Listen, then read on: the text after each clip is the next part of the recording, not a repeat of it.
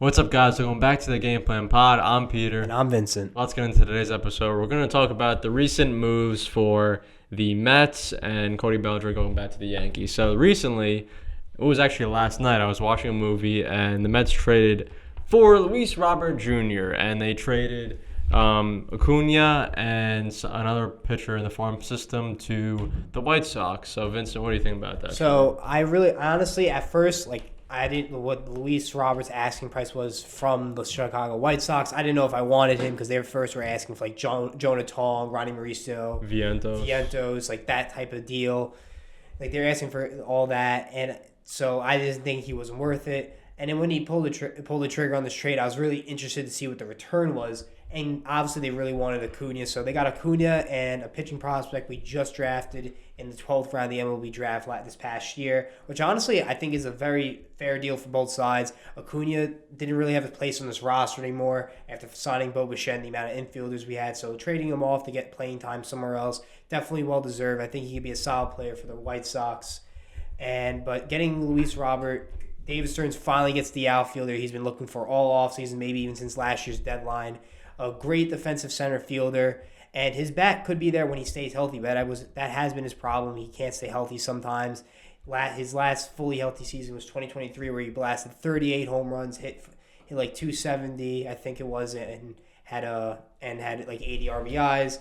And I really do think this is a very solid deal for the Mets, because I think that obviously we don't want. I love Tyrone Taylor, but he's more of a replacement in the outfield if you need him for a defensive replacement or just give a day off to your starter. And I think this is a low risk, high reward type of player. He's through team control to 2027 because it's a club option after the 2026. And well, I think this is a great deal. What are your thoughts on it? I like it a lot because, again, Luis, obviously he hasn't been healthy a lot and he hasn't put up ideal numbers since that one good season. But I think he's got a lot of potential, like you said, high low risk, high reward, because he's been on the White Sox. And I mean, when you're on a really bad team, there's low morale usually, and you don't play as much, or at least that happens a lot in the NBA, especially like if you're on the Wizards, or the Pelicans, it's called load management. You just don't play because you're trying to tank or whatever. But obviously, your stats will go down if you're on a bad team, and your stats will go up if you're on a good team. And exactly. I think Luis Robert is going to be a case of that. I think he's going to thrive in the Mets. Do I think he's going to hit for 38 home runs? Probably not. Would it be ideal? Yes. But I like the move a lot because we were desperate for a center fielder, and we didn't have one. And I think you can't go into the season having Tyrone Taylor as your center fielder. So I'm really happy that we did something, and for not a great price, not a huge price, because Acuna, I mean, he hasn't just panned out to the way we hoped. He hasn't gotten the consistent time in the majors like he wished. He probably wished, but I still like the move. I don't think Acuna has a really high ceiling, but I like the move. I don't even know the other guy that we traded, but right now, I do like it. I think I am liking the Mets lineup right now. After the couple moves, it was really bad to start the season, losing Alonso and Nimmo and Diaz and all those guys. But right now, I do like the lineup after a couple moves. I think we need a couple starting pitchers now, but I feel like we have a feasible lineup to compete for a playoff spot. I completely agree, and you have to think about it this way too. The Mets obviously. They lost out on Kyle Tucker. He went to the Dodgers immediately right after we made our last episode on Kyle Tucker. Went to the Dodgers, 4 years, $240, absurd contract, $60 million a year. Obviously deferred a lot of it. And well, the Mets immediately pivot the next day and signed Bo Bichette to a 3-year deal worth $126 million. We stole him from the Phillies right before he was going to ink the paper with them. And well, I think that's a great deal for us. He's going to shift over the third, and I think that's great. You can maybe Beatty come in as a defensive replacement if you ever need it, or have Beatty at DH as of right now, or maybe learn first if Polanco doesn't do well at first, because Beatty is a good defender, and I do think he has a lot of potential. But like you said with Acuna, I think Acuna he showed glimpses in 2024 what he could be, but he had no spot here. But I think the additions of Luis Robert Jr. and Bo Bichette are great for the Mets, and I think could fit very well for us. And well, I'm actually excited that David Stearns, maybe he did have a plan. He wanted to change up the locker room, to shake up the team, because obviously the core hadn't won for a while. And I'm excited, though. I'm very excited to see what this team brings us. His lineup is definitely much better than what it was in the beginning of the offseason. And just to give just to give some stats, when Luis Robert came back in the second half, his stat line, a 280, 298 average, 352 slugging, I think a 456 on base percentage, 5 home runs, 11 stolen bases, 808 OPS, 126 WRC plus, and a 15.2 K percentage, which is very low, and a 7.2 walk percentage, which I think that if he is somewhat at all close to the 2023 player he was, this could drastically improve the lineup and be a great addition for this Mets team. Going back to what Bo Bichette, I love the Bo Bichette move for a lot of reasons, and just one of them being the type of player that Bo Bichette is. He's a contact hitter that the Mets literally have not had a contact hitter since prime Jeff McNeil, that one season where he just went off and had like a 300 average and won the hitting title.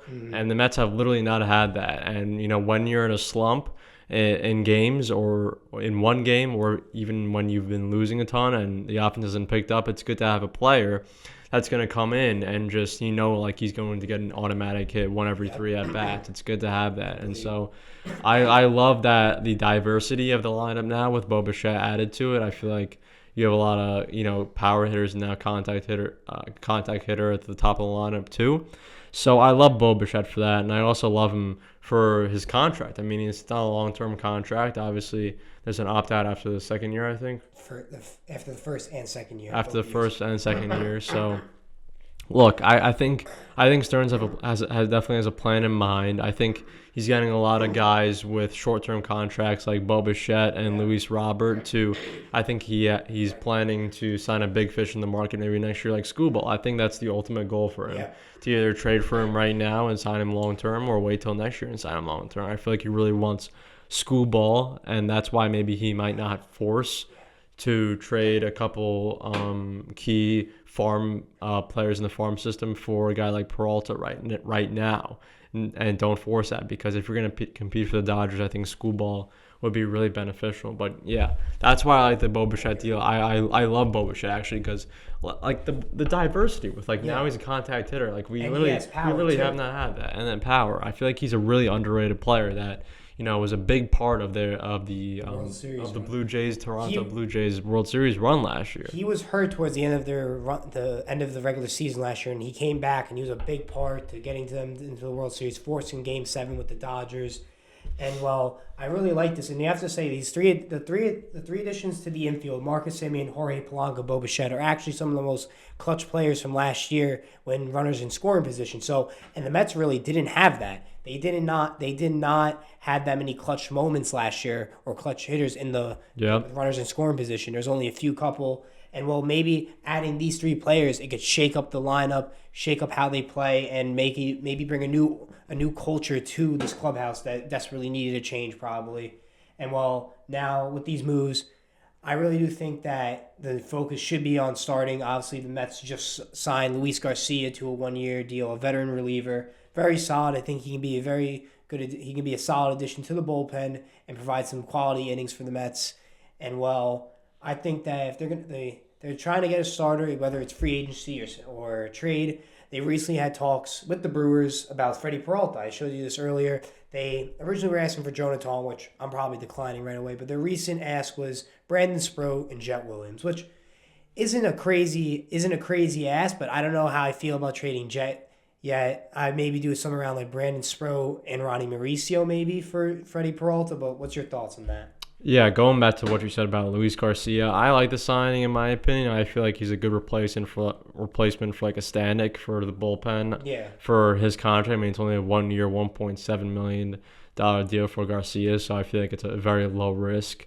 And you're getting more arms in the bullpen, which is very necessary for a team that completely fell apart in the second half of the year in the bullpen and just pitchers all around. So I do like any real signing of like a veteran pitcher who played a really good season for being 37 years old last season. He had a really good season. He had like a 3.8 ERA, I want to say something like that, or like Luis Garcia. He had a 3.42 ERA between the Angels and the Nationals. That's really good in my opinion. Well, that's really good, and I feel like I like the signing with the Mets. Now, going to what you said about Freddie Peralta, yeah. I mean, right now, like I feel like David Turner's a plan, and he's not willing to. He's already made a lot of trades with giving up a lot of players in the system, and I don't think he's gonna go out and give two of his best players like Jonah Tong. I feel like I really would not trade Jonah Tong. I feel like Jonah Tong has something special, and I really would not give that up right now, especially for a guy like Freddie Peralta yet. But in dire times, I do think it could come down to something like that. But right now, I wouldn't do that. And I would just keep negotiating. Like you said, maybe Jet Williams and maybe like Brandon Sproat. I wouldn't hate that deal. But yeah, what are your thoughts? So, like I said, I don't know how I think I'm willing to give up Brandon Sproat. I think out of the three of Brandon Sproat, Noah McLean, and Jonah Tong. Noah McLean, untouchable after what he showed in his like 8 starts he had at the end of the season. I think he will be one of the best ones out of the three. Jonah Tong, he's still 22, and I think he has a lot of potential. He got rushed to the majors because the Mets' starting pitching obviously collapsed in the second half of last year. So it was a desperate move to see if he can help provide some innings to the Mets and quality starts to make a playoff push. Obviously, he was rocked a little bit, but I think he has potential. And you have to remember, the Mets do have someone coming back, and I was very high on him 3 years ago, actually.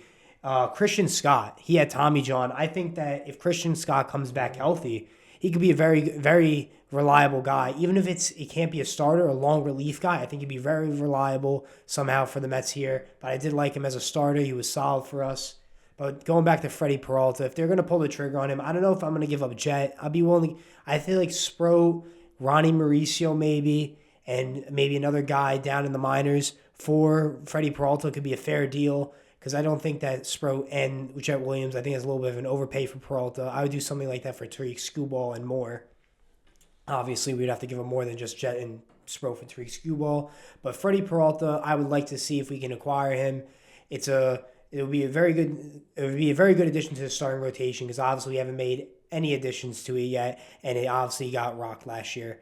So I have to say, but David Stearns was talking about he is going to be looking like that. His preference is to add one. He doesn't know if he can or can't, but you have to understand there were injuries. Sean Manaea, a lingering oblique injury. If Kodai Senga never hurt his hamstring, we don't know if he continues his dominance like he had in the season before that injury. So let's see what it comes out. We still got some of the offseason left before spring training, and I'm very intrigued to see what David Stearns does. And now, recently today, Cody Bellinger announced that he will continue and sign back to the New York Yankees for a 5-year. What was it, like 162.5 million. I think two opt-outs. I think an opt-out after the second year and another opt-out after the fourth year, if I'm not mistaken. But well, I think it's a good deal. The market is very high. Obviously, originally he was asking for like 37 or like 38 a year. And the Yankees did not budge on their offer. What they had, 5 years, 160 was reported, and they got 5 years, 162.5, 32.5 a year, I'm pretty sure. And, well, I think that's a good deal for the Yankees. Mm-hmm. I always had a feeling. I know my offseason predictions, I had him going to the Dodgers, but obviously Kyle Tucker went there, so that eliminated that. I think it's a good deal for the Yankees, bringing back Cody Bellinger. I think he just fits well in the Bronx and Yankee Stadium and obviously completes their lineup for versatility and other reasons. And, well, I think it's a solid deal for them because he originally wanted like a 7 or 8 year deal. Mm-hmm. But overall, Mets, Yankees making some recent moves. And I think there's still a lot of free agents out there. Freeman Valdez, Zach Gallen, Eugenio Suarez, Luis Arraez, something come off the top of my head. And we'll see where they land. I really do think that the Mets do need to add a starter. I know they want to give the young guys an opportunity, but I don't know if some of them are ready yet. So we'll see what happens, and I'm excited.